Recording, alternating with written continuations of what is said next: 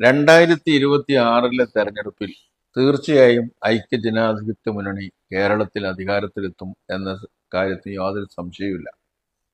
കേരളത്തിലെ ജനങ്ങൾ ഈ ഇടതുപക്ഷ ജനാധിപത്യ ഗവൺമെന്റിനെ മടുത്തിരിക്കുന്നു. ഇവിടെ ഓരോ ദിവസവും ഉണ്ടായിക്കൊണ്ടിരിക്കുന്ന ആരോപണങ്ങൾ മാത്രമല്ല, ഓരോ ദിവസവും മനുഷ്യ ജീവിതം ഏറ്റവും വിഷമകരമായി തീരുകയാണ്. ആളുകൾക്ക് വേണ്ടുന്നത് ആഹാരം, വസ്ത്രം, പാർപ്പിടം, തൊഴില്, ആരോഗ്യം, വിദ്യാഭ്യാസം ഇതൊക്കെയാണ്. ഈ കാര്യങ്ങളെല്ലാം തന്നെ തകർന്നു പോയ ഒരു സാഹചര്യം ഇപ്പോൾ കേരളത്തിലുണ്ട്. അതുകൊണ്ട് ജനം ഈ ഗവൺമെന്റിന് എതിരാണ്, പൂർണ്ണമായിട്ട് എതിരാണ്. മഹാഭൂരിപക്ഷം വരുന്ന കേരളീയരും ഈ ഗവൺമെന്റിന് എതിരാണ്. അവര് ജാതിയും മതവും രാഷ്ട്രീയവും നോക്കാതെ എതിരാണ്. ഹിന്ദുക്കളും മുസ്ലിങ്ങളും ക്രൈസ്തവരും ഒരുപോലെ എതിരാണ്. അതുകൊണ്ട് തന്നെ അടുത്ത നിയമസഭാ തെരഞ്ഞെടുപ്പിൽ ഐക്യ ജനാധിപത്യ മുന്നണി അധികാരത്തിൽ വരും. ഇന്ത്യൻ നാഷണൽ കോൺഗ്രസ് അതിലെ തർക്കങ്ങളും ഗ്രൂപ്പുകളൊക്കെ ആരോപണമായിട്ട് ഉന്നയിച്ചാലും അവശ്യഘട്ടങ്ങളിൽ അവർ ഒരുമിച്ച് നിൽക്കും, ഒരു ശക്തിയായി പ്രവർത്തിക്കും. തീർച്ചയായും അധികാരത്തിൽ വരാനുള്ള സാധ്യത ഉണ്ട്, നിരാകരിക്കാനാവില്ല. മുസ്ലിം ലീഗ് പാർട്ടി അതിൻ്റെ സർവശക്തിയും സമാഹരിച്ച് പൊരുതും.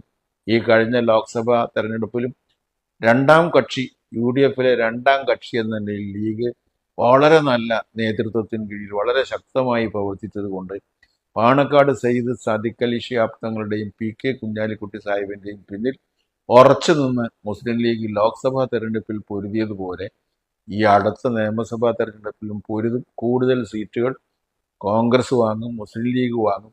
ഇടതുപക്ഷ ജനാധിപത്യ മുന്നണിക്ക് വൻതോതിലുള്ള ദയനീയമായ പരാജയം ഉണ്ടാവും.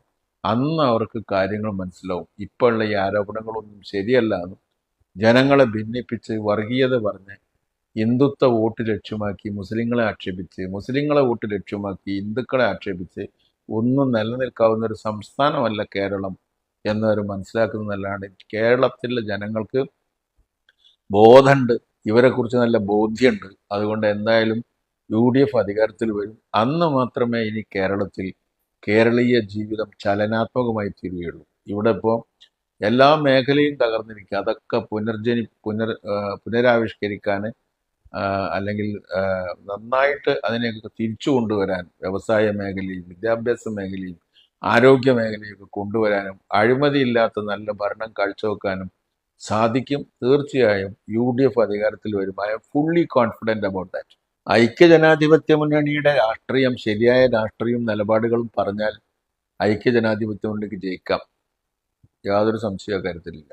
അല്ല, തീർച്ചയായും പുതിയ ആളുകൾ കോൺഗ്രസ് പാർട്ടിയിലേക്കും UDFന്റെ പക്ഷത്തേക്കും വന്നുകൊണ്ടിരിക്കും. യാതൊരു മാറ്റവും അതിനില്ല. ഇപ്പൊ സന്ദീപ് വാര്യരൊക്കെ അതിന്റെ തുടക്കം കുറിച്ചുവെങ്കിൽ വേറെ ആളുകൾ വന്നുകൊണ്ടിരിക്കും.